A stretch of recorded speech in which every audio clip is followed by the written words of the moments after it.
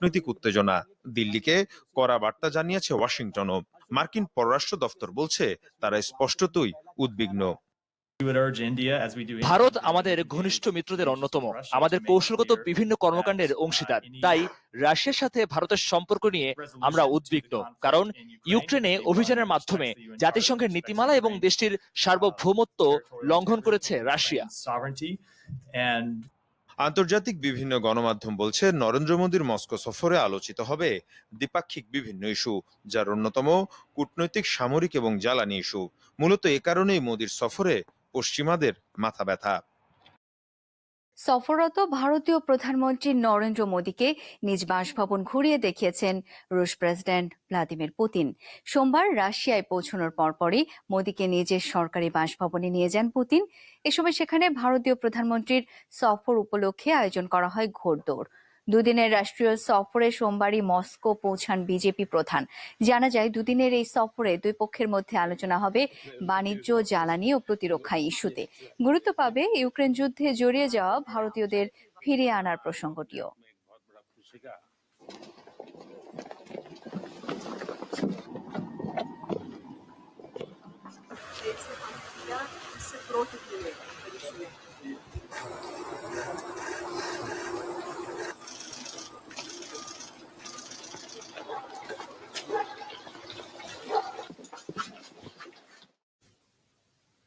নিরাপত্তা বাহিনী বিচ্ছিন্নতাবাদী পাল্টাপাল্টি গুলি বিনিময়ে আবারও উত্তেজনা তৈরি হয়েছে ভারত নিয়ন্ত্রিত কাশ্মীরে।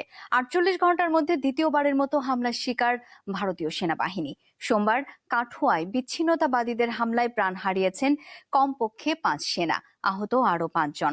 ভারতীয় গণমাধ্যম বলছে, হামলার পেছনে পাকিস্তান ভিত্তিক সংগঠনকে দায়ী করছে কেউ কেউ। সোমবার বিকেলে জম্মু কাশ্মীর উপত্যকার দক্ষিণে কাঠুয়া জেলায় নিয়মিত টহল দিচ্ছিল সেনাবাহিনী। শহর থেকে 150 কিলোমিটার দূরে মাচেদি কিন্ডলি মালহাট সড়কে অতর্কিত হামলা জওয়ানদের গাড়িতে। প্রথমে গ্রেনেড, এরপর গুলি ছোড়ে পাহাড়ে লুকিয়ে থাকা সন্দেহভাজন বিচ্ছিন্নতাবাদীরা, পরে পালিয়ে যায় জঙ্গলে। বিচ্ছিন্নতাবাদীদের সন্ধানে চলছে তল্লাশি অভিযান। অঞ্চলটিতে জোরদার করা হয়েছে নিরাপত্তা ব্যবস্থা, ঘিরে ফেলা হয়েছে পুরো এলাকা। গত কয়েকদিন ধরেই উত্তেজনা চলছে উপত্যকায়। শনিবার রাজৌরিতে একটি সেনা ক্যাম্পে হামলা চালায় সশস্ত্র গোষ্ঠী। 1 সেনা নিহত ও 1 জন আহত হয়। রাতে কুলগাঁওয়ে বিচ্ছিন্নতাবাদীদের আস্তানায় অভিযান চালায় সেনারা। প্রাণ যায় সশস্ত্র গোষ্ঠীর 2 সদস্যের। ফ্রিসাল এলাকায় দুপক্ষের মধ্যে হয় রক্তক্ষয়ী সংঘাত। 4 বিচ্ছিন্নতাবাদীর পাশাপাশি এই অভিযানেও মৃত্যু হয় 1 সেনার। কাশ্মীরে সেনাদের উপর বারবার হামলার ঘটনাকে কেন্দ্র করে দেশটির রাজনীতিতেও তৈরি হয়েছে উত্তেজনা। কেন্দ্রীয় সরকারকে কটাক্ষ করে বিরোধী দলীয় নেতা রাহুল গান্ধী বলেন, শুধু ফাঁকা বুলি ও মিথ্যা প্রতিশ্রুতি দিলে চলবে না। অন্যদিকে কাশ্মীরি নেতা ন্যাশনাল কনফারেন্স প্রধান ফারুক আবদুল্লাহ সরাসরি পাকিস্তানকেই দোষারোপ করেছেন। আমাদের প্রতিবেশীরা যদি ভাবে সন্ত্রাসীদের সীমান্তে পাঠিয়ে তারা পরিবর্তন আনবে, তা কখনো হবে না। তাদের দেশে এমনি হযবরল অবস্থা। এই ধরনের সংঘাত দুই দেশের জন্যই আরো ধ্বংসযজ্ঞ বয়ে আনবে। তাই দয়া করে সন্ত্রাসবাদ বন্ধ করুন। জম্মু কাশ্মীরে গত 1.5 মাসে অন্তত 7 দফা হামলা চালিয়েছে বিচ্ছিন্নতাবাদীরা। গেল জুনে পুণ্যার্থীদের একটি বাসে হামলার পর খাদে পড়ে যায় সেটি। মৃত্যু হয় 9 জনের। প্রথমবারের মতো সিএনজি চালিত মোটরসাইকেল বাজারে আনলো ভারত।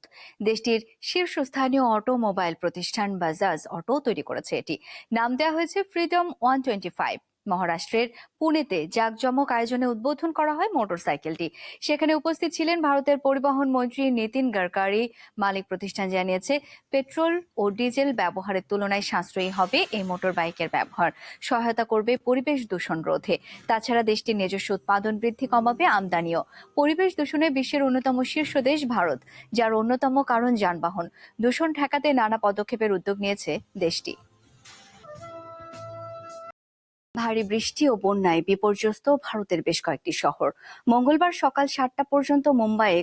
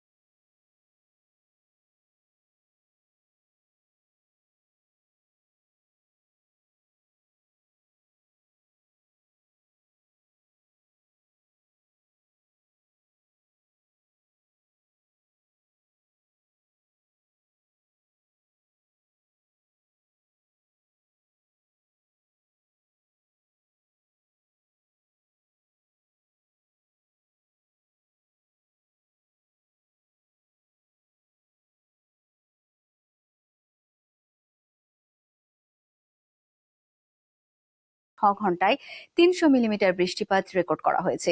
বৃষ্টি অব্যাহত রয়েছে দিনভর, আর তাতে তৈরি হয়েছে বন্যা পরিস্থিতির। বৃষ্টির কারণে ব্যাহত হচ্ছে ট্রেন ও বিমান চলাচল। মুম্বাইয়ে জরুরি সতর্কতা জারি করেছে ভারতের আবহাওয়া বিভাগ। এদিকে ভারী বর্ষণের কারণে কর্ণাটকের কয়েকটি স্থানেও জরুরি সতর্কতা জারি করা হয়েছে। বন্যার কবলে পড়েছে উত্তরাখণ্ড।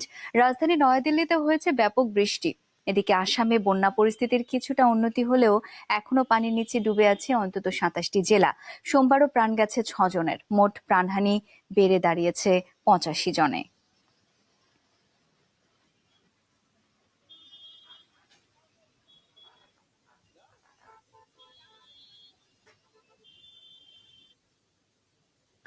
ঘূর্ণিঝড় বেরিলের তাণ্ডবে যুক্তরাষ্ট্রে অন্তত 7 জনের মৃত্যু হয়েছে।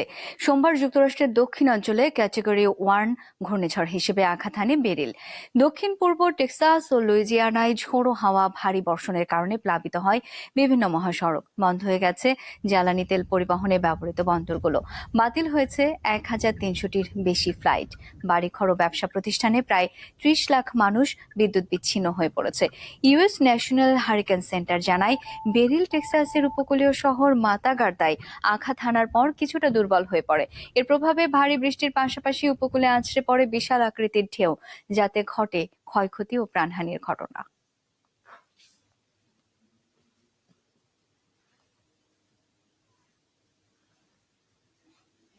স্পেনে অনুষ্ঠিত হয়েছে ঐতিহ্যবাহী বুল রেস বা ষাঁড়ের দৌড়। দেশটির উত্তরাঞ্চলীয় শহর পাম্পলোনায় হয়েছে এই আয়োজন। মধ্যযুগীয় এই উৎসবের সাথে জড়িত রয়েছে ধর্মীয় চিন্তাধারা। অংশগ্রহণকারীরা পরেন সাদা পোশাক ও গলায় লাল রুমাল। বিশাল দেহি এক একটি ষাঁড়ের তাড়া খেয়ে প্রাণপণে ছোটার মধ্যেই আনন্দ খুঁজে পান তারা। এই দৌড়ে দ্রুতগামী ষাঁড়ের পায়ের চাপায় পিষ্ট হন অনেকে। এবছরও 2 জন গুরুতর আহত হয়েছেন।